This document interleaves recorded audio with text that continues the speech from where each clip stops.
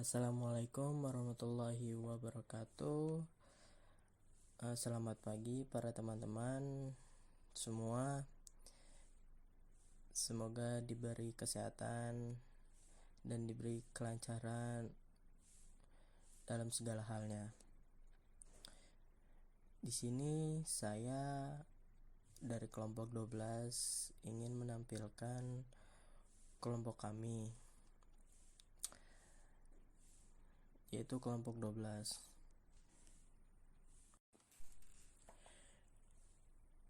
Di sini mata kuliah atau mata kelompok kita ini dengan tema tafsir ilmi yang terbagi menjadi ada 6. Pertama, pengertian tafsir ilmi. Kedua, sejarah munculnya tafsir ilmi. Ketiga, kaidah penafsiran dengan corak laun ilmi. Keempat, pandangan ulama tentang tafsir corak laun ilmi. Kelima, tokoh tafsir ilmi dan kitab tafsirnya. Keenam, analisis paradigma corak tafsir ilmi. Selanjutnya kita melanjutkan pembahasan kelompok kami. Pengertiannya, kata tafsir adalah bentuk masdar dari fasarat yufasiru yang mengandung arti penjelasan dan keterangan. Kata tafsir atau interpretasi berarti menerangkan sesuatu yang masih samar serta menyingkap sesuatu yang tertutup. Di dalam kaitannya dengan kata tafsir berarti menjelaskan mana yang sulit dipahami sehingga kata tersebut dapat dipahami maknanya. Kata tafsir secara etimologi digunakan untuk menunjukkan maksud, menjelaskan, mengungkapkan, dan menerangkan sesuatu masalah yang masih kabur, samar dan belum jelas. Dipahami pula bahwa tafsir sebenarnya terkandung upaya mencari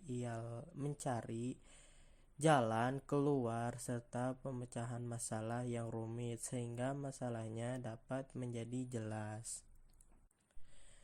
Di dalam Al-Quran, kata tafsir disebut 1 kali, yakni di dalam surat Al-Quran Al-Furqan ayat 33 yang artinya, tidaklah orang-orang kafir itu datang kepadamu membawa sesuatu yang ganjil, melainkan kami datangkan kepadamu sesuatu yang benar dan yang paling baik penjelasannya. Untuk selanjutnya, sejarah muncul tafsir ilmi. Sejarah perkembangan tafsir sejak dulu hingga dewasa ini tidak terjadi secara mendadak, melainkan secara bertahap dan evolutif. Untuk memahami sejarah perkembangan tafsir, mau tidak mau harus melakukan pembagian atau klasifikasi secara periodik, karena setiap periode menampilkan ciri khas tertentu dalam perkembangan tafsir. Hingga saat ini telah banyak ilmuwan yang mengadakan klasifikasi perkembangan tafsir. Klasifikasi perkembangan tafsir yang pada intinya adalah sebagai berikut.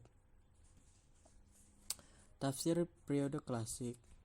Ini mencakup tafsir pada masa Nabi dan sahabat serta tafsir Al-Quran pada masa tabi'i. Jadi tafsir periode klasik adalah tafsir yang muncul dan berkembang pada Rasulullah sampai munculnya tafsir masa pembekuan akhir masa Daulat Bani Umayyah atau awal Daulat Bani Abbasiyah, yakni abad 1 Hijriah sampai abad 2 Hijriah. Al-Quran membagi periode tafsir menjadi 3 tahap. Pertama, tafsir Al-Quran pada masa Nabi dan sahabat. Kedua, tafsir Al-Quran pada masa tabi'in. Ketiga, tafsir Al-Quran masa kodifikasi atau pembekuan. Yang kedua, tafsir periode pertengahan.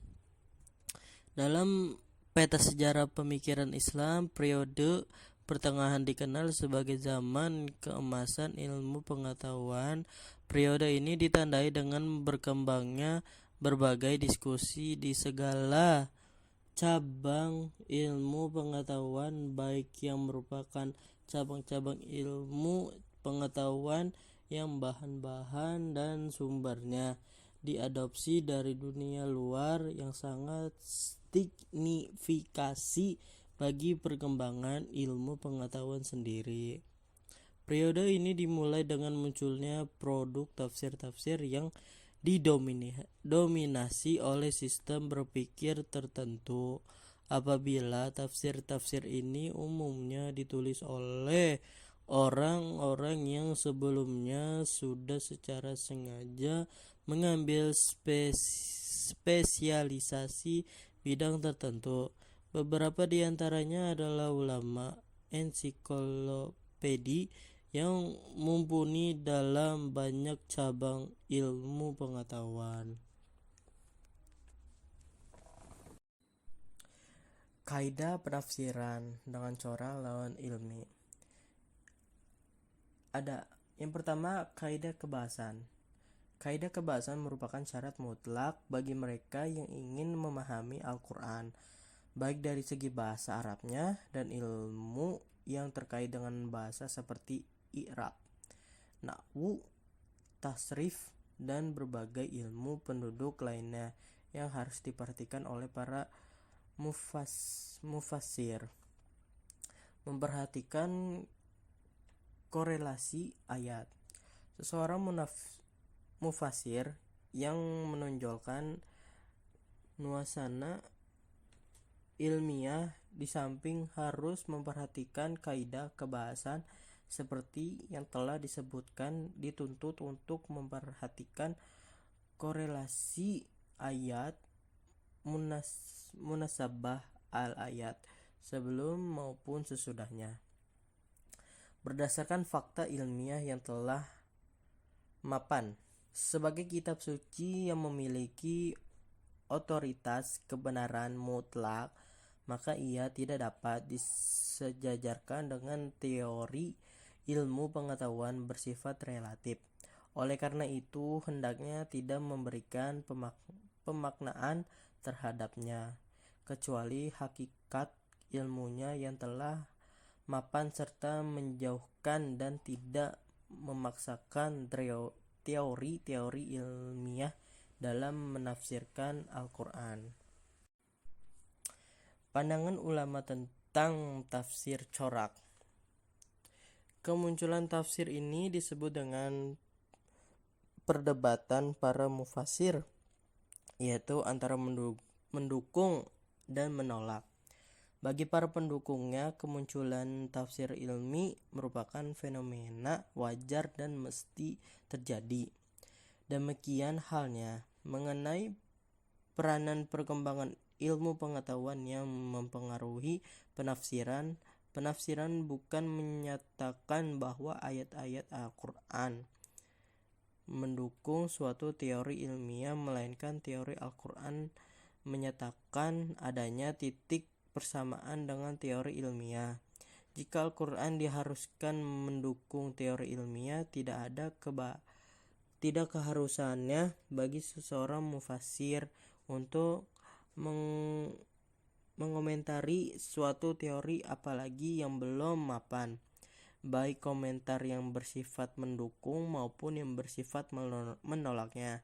Oleh karena itu, para ulama berbeda pandangan baik pro maupun kontra dalam menyikapi tafsir. Yaitu pertama, ulama yang setuju dengan tafsir ilmi,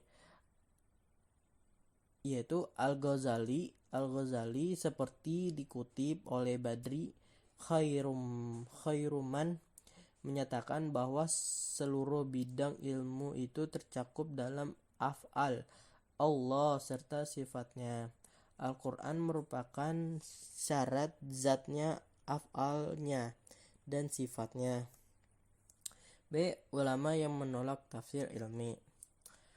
Ulama yang menolak tafsir ilmi adalah Asy-Syatib.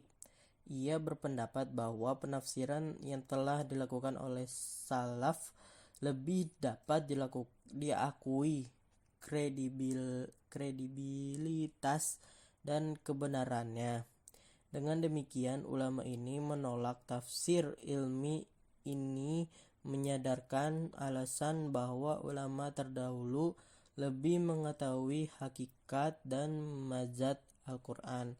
Sementara itu, pada zaman sekarang menafsirkan Al-Quran dengan pendekatan apapun dasarnya dapat diterima selama alasannya dapat dibenarkan atau tidak menyimpang dari nilai utama Al-Quran sebagai hidayat dan rahmat bagi manusia dan alam semesta. Yang kelima, tokoh tafsir ilmi, yaitu terbagian menjadi ada 3. Yang pertama, Mafati al-Ghaib atau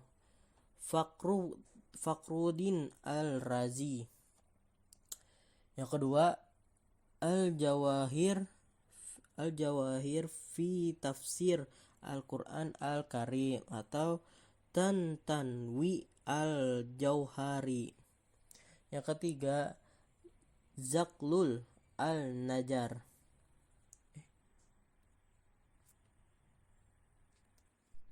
Yang keenam, analisis paradigma corak tafsir.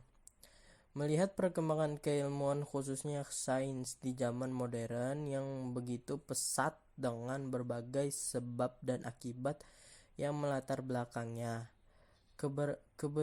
keberadaan tafsir ilmi semakin menjadi salah satu tumpuan bagi ulama tafsir untuk menafsirkan ayat Al-Quran dengan berbagai fenomena kealaman yang terjadi.